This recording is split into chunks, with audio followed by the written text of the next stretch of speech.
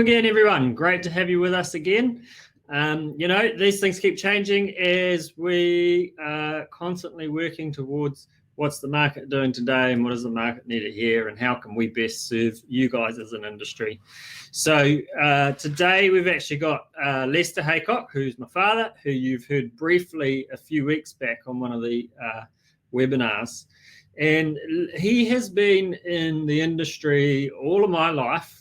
And he has been involved in a lot of really influential pieces across the industry in terms of a marketing perspective. He has a unique brain on him, and he's got some clever ideas, and he thinks differently to most of us.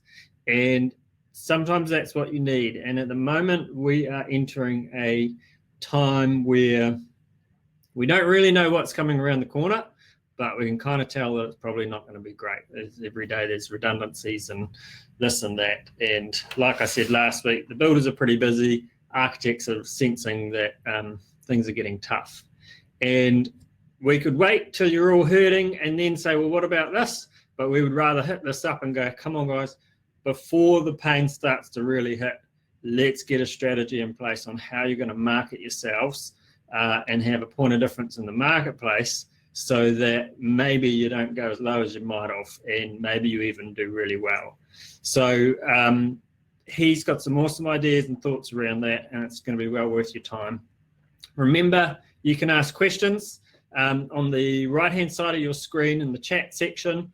Now, our chat section is private, so we see your messages, nobody else does.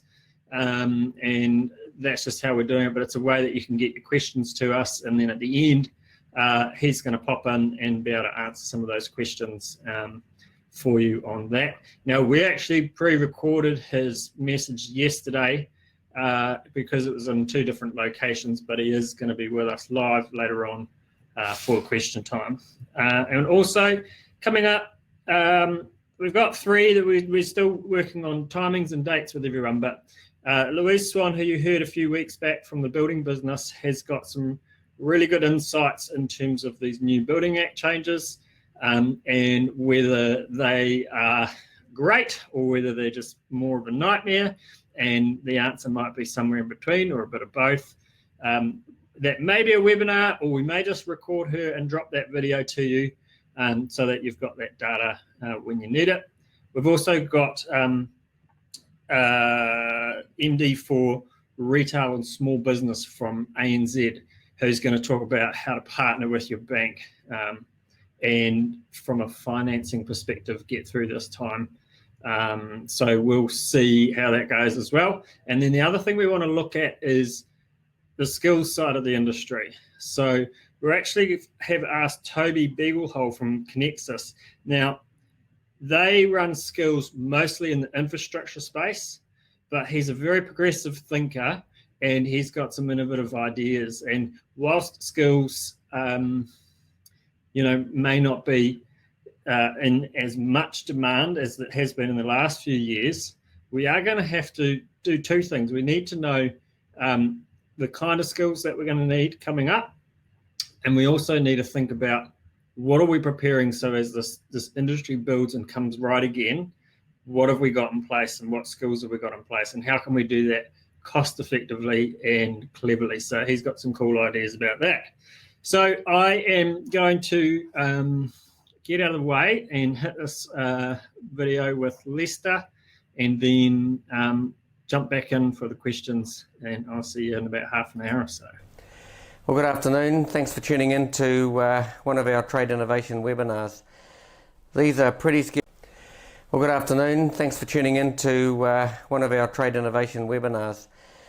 These are pretty scary times, and Tim's asked me to share with you today some thoughts on marketing and how you may survive the next few years to get to 2022, when they say it may get better.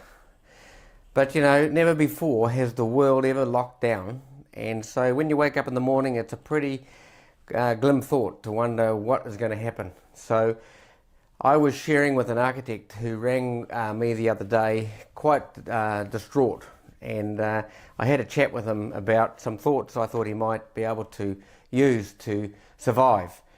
Tim obviously heard me sharing with him, and he said, Dad, you need to share that message with everybody, because there's some parts of that message which I think will help people move forward. So I hope we can do that. But one of the things I did say to my friend, the architect who rang me, is I said, are you going to put the 5 Ps into action? He said, what are the 5 Ps? I said, prior planning prevents poor performance. If you don't plan today, you may not survive to get to 2022. So I've made a couple little notes here so I don't ramble on too much, but I think it's really important that you maybe get a pen and jot some of the thoughts down, because they may help you in your rebooting of your industry to survive, because there's only going to be so much market share and you want some of it, and if you want it, you're going to have to go out and earn it and maybe do things a little different than you've done before. So who am I? Well, just 2 seconds on that, because for those who don't know me, but I've been in this game 45 years. I ran away from school at 15, a fully qualified dyslexic, and totally unqualified. I spent my first part of my career manufacturing building products, and then in 1992, I beg your pardon, in 1985, I set up a company called CMS. That was all about helping manufacturers market building products to architects and builders, because in my opinion, they were the key decision makers in the industry, and they still are. And so cost shared marketing was a way of helping manufacturers communicate with architects and builders. That business was so successful it ended up going right throughout Australia and through New Zealand, and it's still operating today, not under my leadership. And in 1992, I woke up one morning and realised that the way that we're going to live tomorrow is going to influence the way we build. For instance, Dad can go to work, Mum would stay at home, but tomorrow Mum would have to go to work with Dad. How houses would be smaller. We wouldn't be able to have quarter-acre sections and grow vegetables anymore. Life was going to change, and that was going to significantly influence the way that we build buildings. So I said we need to have more energy efficient buildings, because the power's going to go up. We're going to live closer together, so we need better sound control. We're going to have to start thinking about space management. How do we manage the space better? So there was about 8 topics that we launched in 1992 called Future-Proof Building. Now those topics today are either written into the building code or they're part of the marketing process for most building products. And so we made an influence in 1992. We had no money to do that, so what we did is we gathered the industry together, we did road shows around the country, we built show homes right throughout New Zealand to demonstrate future-proof building of how to do it. And so that's my little bit of history on marketing and building products, and today I've come out of retirement to do something else. But in 1996 I sold that operation to Carter's. I beg your pardon, 2007 I sold that operation to Carter's, and it's still operating today, slightly different to what I was doing. Today Tim and I have set up a company called Trade Innovations, because we believe that tomorrow there is going to be a paradigm shift in the industry. They've been saying there's a housing shortage for a few years now. That's nonsense. Actually, there's a shortage of affordable accommodation and affordable housing for those who can't afford a house. There's houses sitting out here in the back of Botany and Haycock, 2 years still for sale. So if there was a shortage, they would have been long sold. So I looked at the thought, and I work on the theory that President Eisenhower said, that if you change the heart of the leaders, you change the heart of the people. So for the last 4 or 5 years, we've been looking at how do we change the heart of the leaders to change the heart of the people. So this architect that called me said, I'm really worried, Lester, because I've weathered most storms, but I don't know if I can weather this one. Now this architect's father started his business, so these guys have been around a long time. And I said to him, mate, are you still doing what your father did? And he said, what do you mean? I said, so when a client comes to you, by whatever way it was, by referral, you would sit him down, take his brief, listen to what he wants, and draw him up a little bit of a pretty picture, and he'd go, wow, that looks cool. And then from there, that pretty picture would turn into some working drawings, and you would do all the process for him to be able to get a consent. And off he goes out the door, and he goes to build that building. Whether it's a house or a commercial building, the story's the same. And he said, yeah, that's how it happens. And I said, well, he then goes out the door and he goes and gets the thing engineered, which you've probably done when you did your permit, when your consent drawings. But and he finds that the builder takes a look at the plans and he goes, wow, why would you draw it like that? It's going to cost so much more to build like that. The engineer, the builder says, gosh, if the engineer had actually looked at this thing in the beginning, maybe we could have designed the engineering a little bit different to make it more affordable. And half the jobs you've designed don't happen because no one thought about putting the 5 Ps into action. Prior planning prevents poor performance. So he said, well, what do I need to do? And I said, you need to think about how do you generate leads? How do you think differently to offer your client a different proposition? And he said, wow, tell me more. So I said to him, do you know XYZ architectural practice in Auckland? And he said, yep. And I said, you know that guy started that business in 2008 in the middle of the global financial crisis when he was made redundant. Him and 4 mates started a business and they've now got over 100 architects and designers working for them. So what's he doing different to what you're doing? And what's he going to do tomorrow to survive? He said, well, what did he do? And I said, well, I remember the story clearly. He went up One Tree Hill with his mates. They're now redundant, and he looked down at the Auckland marketplace and he saw hotels, motels, churches, houses, commercial buildings, shops, you name it. And they decided that every one of those buildings are only sitting there because somebody woke up in the morning and said, let's build a building. That's what I call project creators. So he realized he needed to contact and start communicating with the project creators of the industry so he could sell his service. But then they decided, well, what can we do different to what all the architects and designers or builders are doing now to attract the attention of those guys? So they sat down and realized that it was about bringing talents together and planning with the project creator the best way to execute the building. So I, even today, refer people who ask me, hey Lester, who's a good architect or who's a good builder? I still refer them to guys like him, and there's quite a few of them out there now, and maybe you are one of them. And the reason I refer them to is I say to my friends, when you go and sit down and take your brief to him, he will get out of your head what it is you want. He'll then select a team member or one of the designers he knows has the talent to actually execute what you're trying to do. Once he's done that, they'll draw you a bit of a pretty picture. Next time you go in, you'll be sitting down at a table with the designer, the architect, an engineer, and a real estate agent, and a builder. And right then and there, they will be looking at your concept, putting their 2 bobs worth in about how to value engineer the building, the builder will look at it, how to make sure it is the most innovative, optimized way of construction. Right then and there, you will be challenged about that's the way he's going to do it. That is what he offers in his service. Because he realizes his God-given gift was an artist. He's a designer. He's not necessarily a practical thinker or an engineer. And so he understood this principle, that you design the engineering, you don't engineer the design.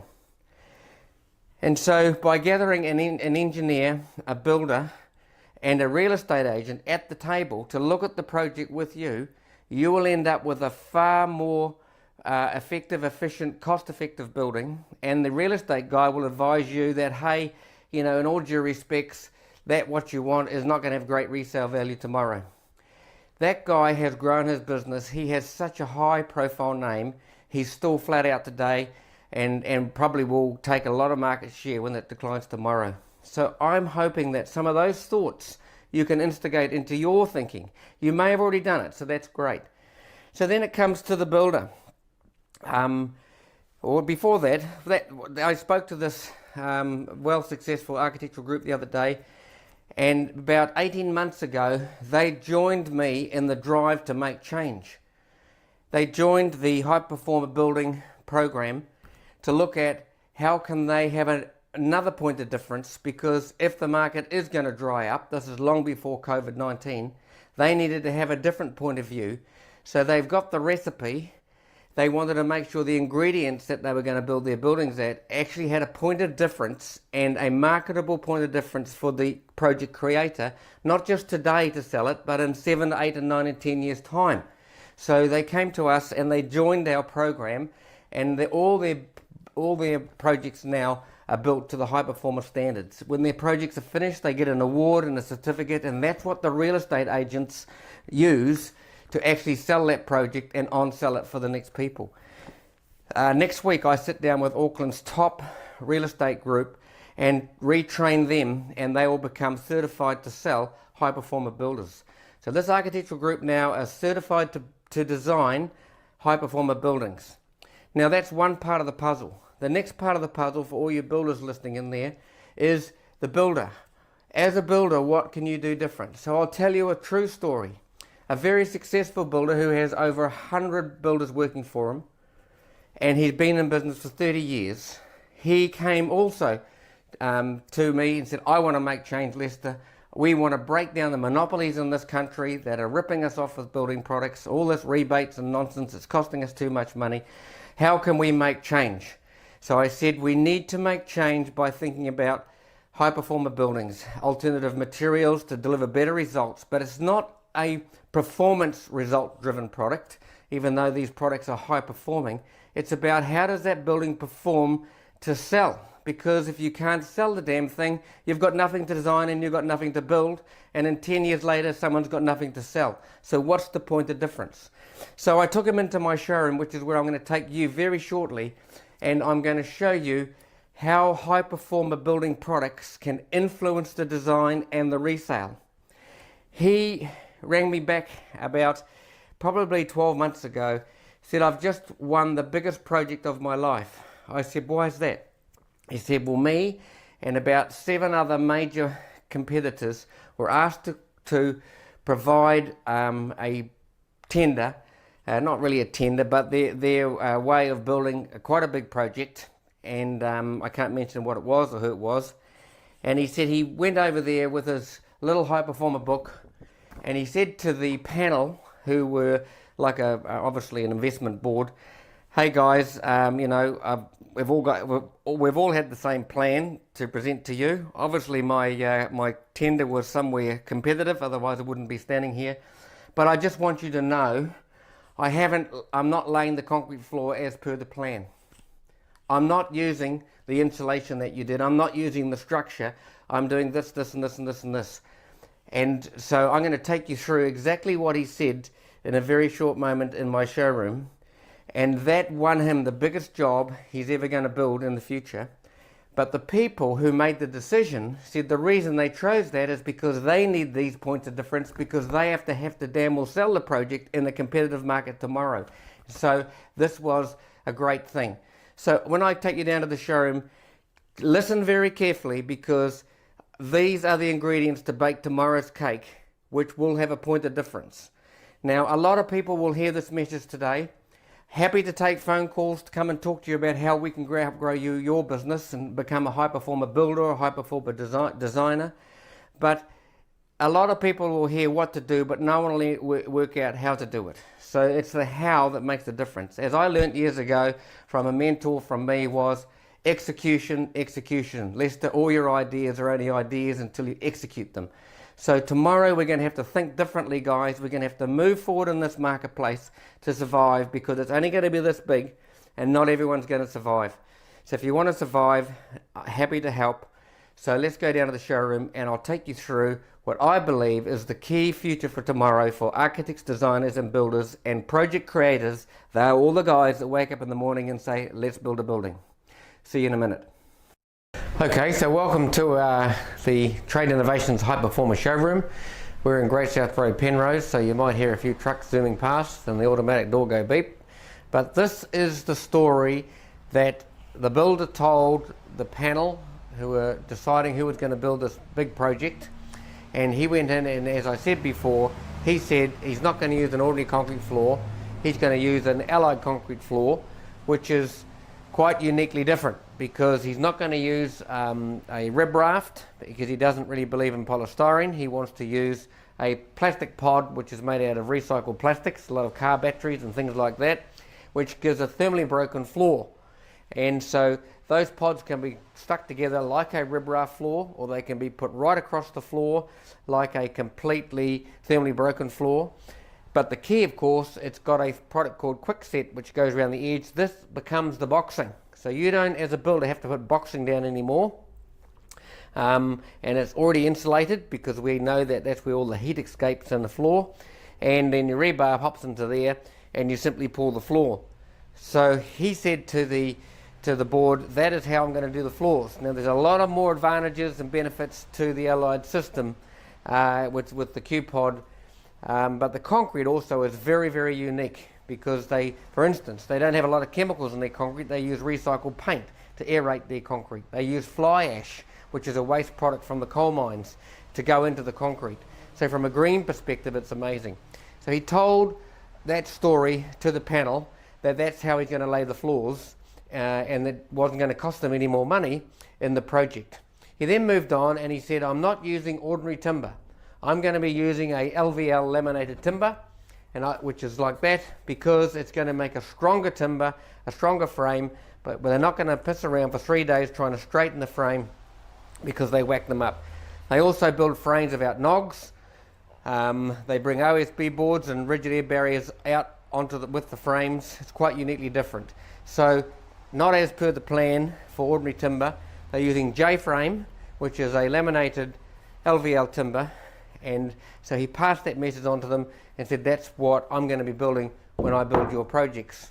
He then went on and he said, now on the mid-floor, he's not going to use plywood or a wood-based product. He's going to use a magnesium oxide board, which is a very, very solid floor, because he said if we do get caught in the rain and it rains for 3 weeks, this is not going to get affected. The great thing is that when the tiling comes, the tiler can lay straight onto it. He doesn't have to pay for a tile and slate underlay. It will never squeak. It'll sound solid. It's fireproof. It's got a great sound rating. And so this product is what he's using on the mid-floor versus what's specified. It's called Maglock Dragon Board, and it's quite amazing. He also went on to tell them that he's redesigned the building because he doesn't have to bring in the joists to 400 centres anymore in his wet areas. He can leave them at 600 centres because there's zero deflection in the board, and therefore the waterproofing is still guaranteed, etc. So that saves time and saves money. He went on to say that in a couple of the areas where you may require sound control between the top story and the bottom story, because it's an intertenancy floor, he's designed using the sound down system, which is 2 layers of the Dragon Board magnesium with sound absorbing granules in the middle to absorb sound, get your fire rating with the plasterboard at the bottom. And so that's another thing you should have a look on our website. But he incorporated that into the building. Now it wasn't required because they didn't really need to have a sound floor, but because some parts of the project had offices underneath, he decided that it would be good to have a sound floor. So he showed them that. He then went on to say that the insulation is made in New Zealand and it's made from recycled milk bottles. And the reason he uses this is because when we were together in San Francisco 4 years ago, we learnt a lot about insulation. We learnt that they don't seem to use blanket type fiberglass anymore because the industry over there calls for an R. They don't really care what the R rating says on the bag. They want to know how it's performing on the wall. Now all insulation works. All insulation that's got a code of compliance or a test result definitely works as long as it's installed like it was when it's tested.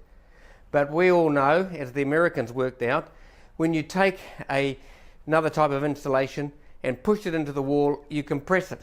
And when you compress insulation by, say, 10%, you lose similar amounts of R ratings. Nobody ever checks that. So he said, what I've done is I've given you a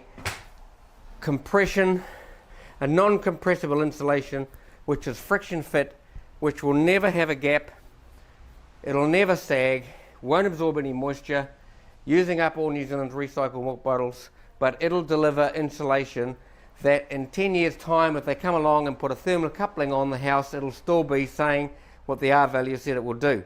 Whereas in America, they found 4 years later, when they put thermal couplings on houses that had blanket type products in there, it didn't work. So they've ended up having to spray the insulation in America because they don't have this product over there.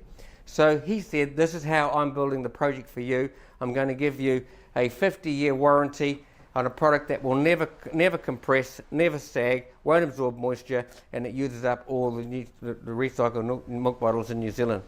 So they were really excited with that part of his story. So when it came to the plasterboard specification, he said to the board, I've substituted the norm for what I believe is internationally recognised one of the best products in the world, which is USG Boral board. He said, I'm using a very, very lightweight ceiling plasterboard, which is called sheet rock, because the lighter it is, the less chance of it ever sagging, and it will deliver a great ceiling. On most of the boards, for where there's a bracing required, where there's fire required or impact required, is using the multi-stop board, which is everything in one board, so he doesn't have to go and buy every type of different board. On the areas of high impact, he's putting into his quotation the fibre rock board. So this will be in stairwells, this will be in garage walls, this will be everywhere where it needs to be a bulletproof board. Now this is a paperless plasterboard. This is used all around the world, but not in New Zealand. And so he's substituted his plan for the fibre rock. Now the fibre rock is a bulletproof board. It was made for high impact, high traffic areas, commercially or residentially. It's not much more expensive than ordinary board, but he put that into a specification and told them that that's what he's putting into the project in the tender. He went on to say that the second story, they require a very good low maintenance product on the top and on the roof. So he said what we've done is we're going to be using the Kiwi steel cladding, which is on the walls and the roof. He said we've changed this profile because we're going to put this very expensive looking European looking roof on the project, and it's not going to cost any more because the Kiwi steel guys have worked out that you don't need any plywood underneath as a underlay. They've got a special clip that won't let it bow or pan, and so that product is not much more expensive, a little bit more expensive, but he said we've thrown it into our tender because we believe it'll look better. And so for the roof and for the walls and the cladding. And he went on to tell them that one of the reasons he's chosen this is because this steel is made from iron ore, not iron sand. And if you Google, iron ore steel is a far, far longer lasting product than iron sand. It also has the German coatings on it, which exceed what we ever use here in New Zealand. So a combination of incredibly world performing coatings, amazing iron ore. Now this product is imported in rolls from South Korea because that is where the world's best plants of steel is, because as we've been seeing on the news lately, we need to be producing products with low carbon footprints, and so these plants in that part of the world are very, very good for that perspective. So he's put that on top of the top part of the building and substituted the cladding. So when it came to the first story and quite a big part of the complex where there was fibre cement to be used, he said, I've substituted what you've specified and I'm using the BGC fibre cement from Australia. The reason we've done that is because these guys spent millions of dollars on their rollers to make sure that the product is usable and paintable without any defects. And so the surface finish on the imported fibre cement gave a far better system. Not only that, he said to them, it actually was a little cheaper than the specified product, so the extra he spent on the roof and a little bit on the insulation is countering in his tender. So he said the beautiful thing about this product is these products have never had a failure. So the BGC fibre cement manufactured in Perth can come all the way across, still be more competitive with a better finish and deliver a better, because fibre cement is an amazing product. There's only a couple of countries in the world that have actually had major problems, and sadly we were one of them. So he's put that in the specification on his cladding downstairs. So when he went across to the decks, he said there was a number of decks off there as in the program, and he said I've taken away the expensive cradle system and aluminium system for the decking to go on top of the membrane deckings, and he's using the deck chair system.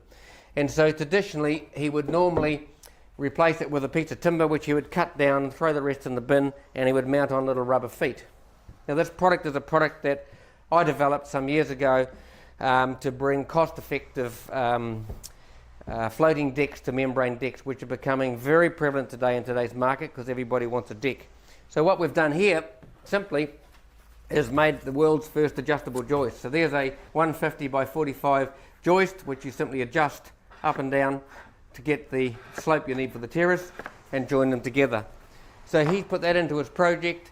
On some parts on the big decks where there was a massive deck, he's just making a standard timber frame and he's supporting it on the deck jack leg, which is an LVL J frame, post-treated with H3.2, mounted on the deck chair rubber foot, which is recycled car tyres. So that's what he did, and for the decking system, to save them money and make it faster and more efficient. The last of all, what he said in the wet linings, in the laundries, and in the behind the splash blacks, he's using a different product, and it's called HydroPanel. HydroPanel is the same as the magnesium flooring. It has a laminate both sides. It is much less cost than traditional wet wall linings. The plastic jointer fits inside the sheet so you don't see it. And then what he's done, he can get a point-to-point machine and make a tile shape into it. So he's replaced the splashbacks on the project from glass to this system. He's put this into the laundry. The beautiful thing about the HydroPanel, you just glue it straight to the timber frame. You don't need plasterboard under it, and it's a far better system. So HydroPanel has been specified through that project. So at the end of the day, that's what he presented on his project. So at the end result of using different ingredients to bake the cake, high performer building products which have a ongoing resale value, because when the building's 5 years old, the appliances and the colours and the tiles are yesterday's colours. There's no real outstanding point of difference, but a structural point of difference with better insulation, better timbers, quiet non-squeaking floors, thermally broken concrete floors, etc., is a continuing selling point. So the project will be awarded with the High Performer Building Award. It'll have a brass plaque like that that'll be screwed to the building, and it'll also have a certificate which will hang on the building to say that this is a high performer building. And so this is a marketing tool. This is what the real estate agents are fizzing over, because not only in a competitive market do they have all the normal points of difference, they've actually got a point of difference from a construction. And in 5 years' time, when they go back to sell one of those units, they'll still be able to talk about a thermally broken floor, insulation that's continuing to deliver, a mid-floor that'll never squeak, etc., etc. So I encourage you, if you want to join us in making change in the marketplace, if you want to have some point of difference as a builder, as this construction company does, come and see us. Come to Station Road. We'll take you through the process. You don't have to use all the products. You can use them as you want to, but if you want the High Performer Building Award, there is a system that we have in place to make sure we are delivering tomorrow better value. And I have a saying, how do we build better for less? And so High Performer Building is a way of doing that. Thanks for your time today.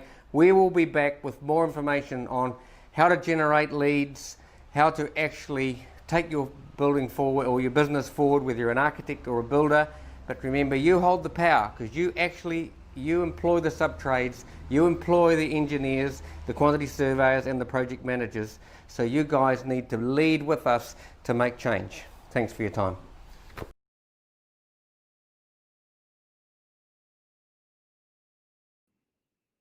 Let's see if you fire your camera and mic on as well.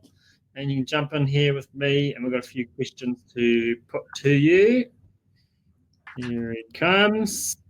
Good stuff. How about that? Can't even use the TV remote. Hey, okay, so there's one here. Some of these we could answer together, but I'll let you take the lead on it for now. Does it cost more to build a high performer building? Okay, so we've been working through a number of very, very exciting projects in the last few weeks. The answer basically is no, because some of the products there are slightly more expensive, but other ones are less expensive. So collectively, when you bring them together, you have about a 53% increase in innovation, and then and so the cost is not much there.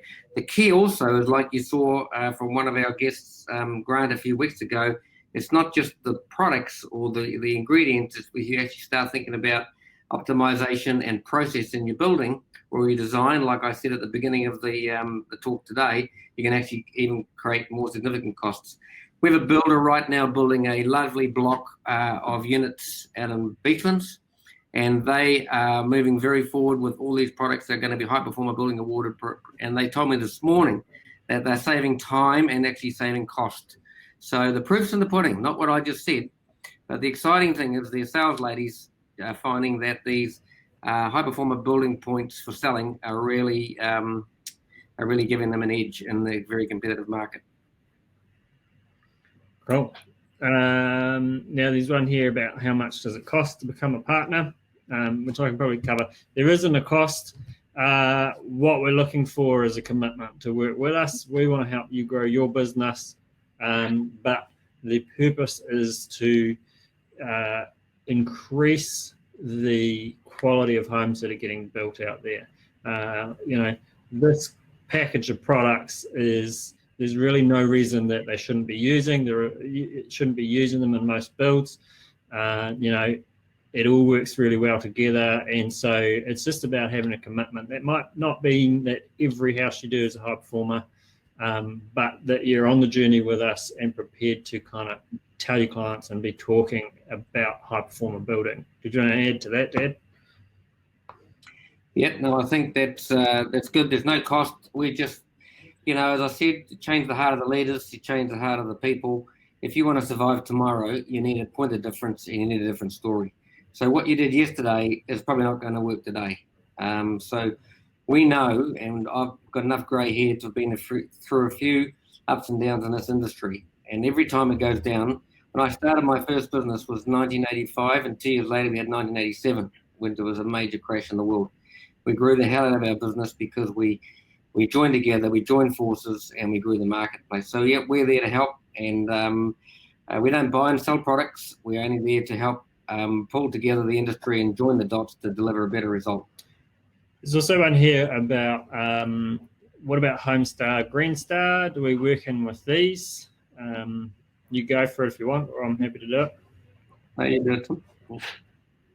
Okay, so we do work in with that. What we find, at the end of the day, we're utilising high performer building as a marketing tool, and I think that Homestar is an excellent tool to raise the standards in New Zealand, but it's not one that mum and dad can understand. It's not one that they really understand the difference in what they're getting in their home versus the house down the street. It's too complicated of a tool. It needs to be complicated to be thorough and actually mean something, so that's good, but it doesn't work as a marketing tool for you. It's not going to help you grow your business, because I think if we drive around most new developments, I would say 90% of the houses are going to be Homestar 6s, the odd one's going to be Homestar 7, and mum and dad, when they go around on the weekend and look at the show homes, they're not going to be able to tell the difference of the Homestar ratings, but they might ask, oh, what's that plaque on the outside? What's this high performer building all about? Green Star, obviously more of a commercial tool, that one, another really good tool.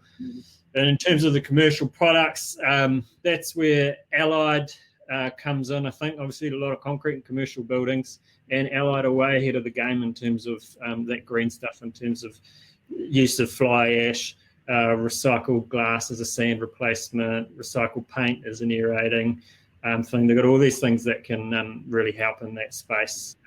Yeah, I think I didn't really cover off a lot of the green points of difference in that presentation today, because that's not what the builder used when he was selling.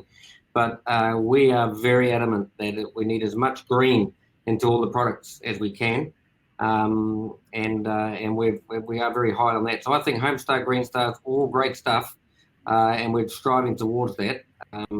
I just don't see it as at this stage as a huge pull through from the consumer. Yeah, and also the other thing, high performer building, step one, does the product perform in the role it's doing? Is it the best? So J-frame, we need a frame to be strong and straight and not rot. Okay, that's step one. Does it do that really well? Yes, it does. Step two, is it good for the environment? And it has to be that way around. Sometimes I think we get a bit distorted in our viewpoints. There's no point having the greenest bloody frame in the world if it's not strong and straight. So that's kind of where we come from. It's right in behind performance, but performance will always be number one. There's a question here about, is it possible to visit the showroom at any time, or do you need an appointment? You do need an appointment, just because it's just us that'll come down and do it with you, and we may have someone there already, or we might be in another meeting. So it's just a matter of lining up a time with us, and we like to spend a good amount of time with you, because there's the story of the products, but then it's also understanding your business and your proposition and how we can make this work for you. There's one here, Lester. What else can we do to market ourselves? You got any other on there? There's a lot. I've got a whole list of things on how to generate leads, how to put your personality, your proposition. I don't care. You can be the best architect in town, the most amazing builder, but if you haven't got a flag and a pole in your team, you better find one. A flag and a pole. The flag is the person that everyone sees and everybody hears, and so that's the mouthpiece. The pole is the bit that anchors the flag to the ground. So as I was told years ago, Lester, you're the flag, but without a pole, you're just a rag. And I was very quick to say, well, a pole without a flag is just a stick. But the point is, you need a flag, you need a rag, you need a flag, and you need a pole. So your company needs to find, if you haven't got that talent, someone that can get out there and put the personality, the proposition. And I think that's one of the key things. But I'm going to come back again on another webinar with some very clear ideas on how to generate leads, how to go and discover those project creators. Because if someone doesn't wake up in the morning and says, I'm going to build a building, a house, a petrol station, a shopping centre, whatever, we're all screwed. So we've got to find out who are those people, what's your point of difference, how can you communicate and give them something else to do. That is what's going to make you survive. And sadly, most people will just wait for the damn phone to ring. It's not going to work. So I will be back with some very clear ways of generating leads, how to put your personality to proposition, and to grow your business. And hopefully that'll help a lot of people. Yeah, and we're also really keen to be working with you on a one-on-one basis in that. We've got no worries about doing that. And we're also out in the marketplace at the other end where people are, in the developer space, and developers are key at the moment. They, if it comes back to, if nobody makes a sale, then nobody's got anything to draw and build, just like Lester said. And so we are doing our best to work in with developers and make sure that they are aware of this tool as a marketing point of difference. And banks. I've had discussions with people where the bank is wanting to know, what are they going to build, how they're going to build it, what's the point of difference, will they be able to win their project over against the guy down the road. There's no more room for building any more shit, guys. You can build anything you like yesterday and someone will buy it. Those days are over, and they're over for a long time.